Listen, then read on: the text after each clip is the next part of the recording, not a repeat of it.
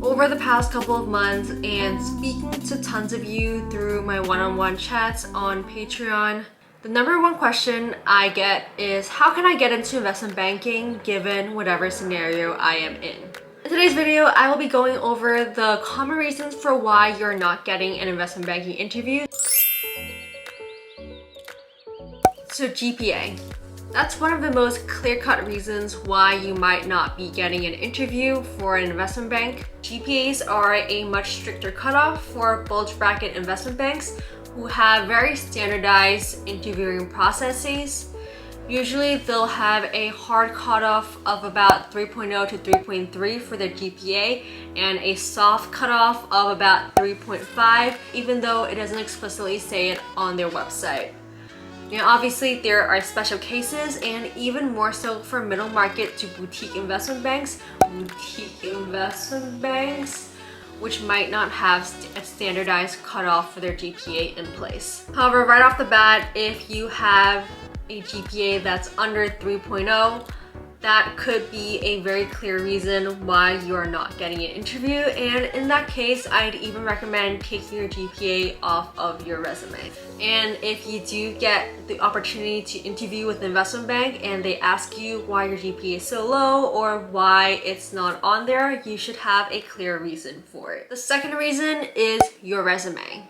Now, I had this issue during my freshman year, and by the time I was recruiting for investment banks my sophomore year, my resume had a complete revamp. The format of your resume is very important, and when you're applying for investment banking roles or finance roles in general, there is a very standardized template that basically everyone follows. I'll include it right here for your reference, and if you're interested, I also did a resume review series this past summer, so I will link those in the description box below. In addition to that, you need to make sure that you proofread your resume. There shouldn't be any inconsistencies in format. There shouldn't be any typos. It sounds silly to get disqualified for something as small as a typo in your resume, but there are so many people applying that these small things can be the things that get your resume automatically kicked out. And the third reason why you might not be getting an investment banking interview is your experience. Now, this matters a lot more for people who are applying for full-time offers than people who are applying for internships. And that's because investment banks generally don't expect you to have much relevant experience if you've only had 1 or 2 years of college experience. They're more than ready to train you as interns and ready to give you the tools, because after all, you do learn a lot of it on the job. On the other hand, if you are applying to investment banking for full-time, it's a different story. Because at this point, there are fewer full-time positions left. Most of the people in your class will have already interned in investment banking, and so they want to hire people who will be at the same level as them. And even if you don't have direct job experience, you should still be clearly showing on your resume that you're trying to get experience elsewhere. When HR or recruiters are looking through your resume, they care about keywords that jump out, like DCF, financial modeling, merger models, LBOs, public comps, present transactions. They want to know that you've done these analyses before so that you'll be on the same level as everyone else when you start for full-time. Some other ways that you can get experience is one, through online courses like Financial Edge.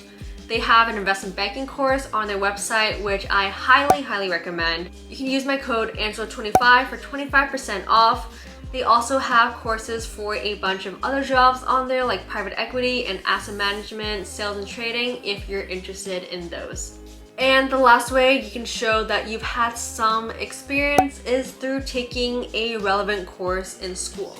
And the fourth, and probably one of the most important reasons, is that they do not want it enough.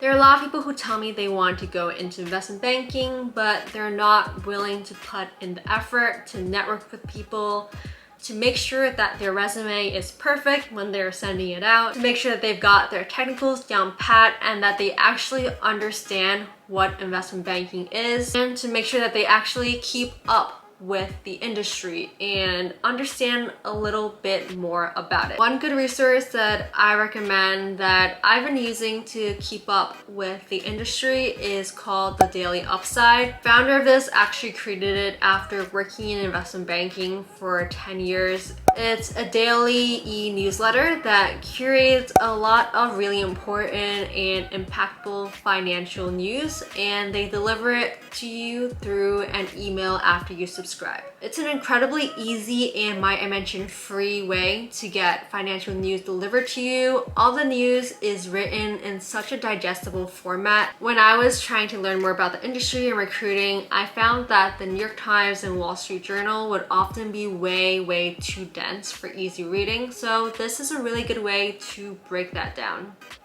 If you're interested, I've included a link down in my description box below, so you can go there and just enter your email and sign up for their free newsletter. I've seen people with low GPAs who went to schools that are definitely non-targets and are the only person from the university to go to a bulge bracket investment bank. So it is possible in whatever situation that you are in. Obviously, I know that it is difficult to get into investment banking if you do not have the GPA, if you didn't go to a target school, if you graduated from college and went in a totally different direction from finance.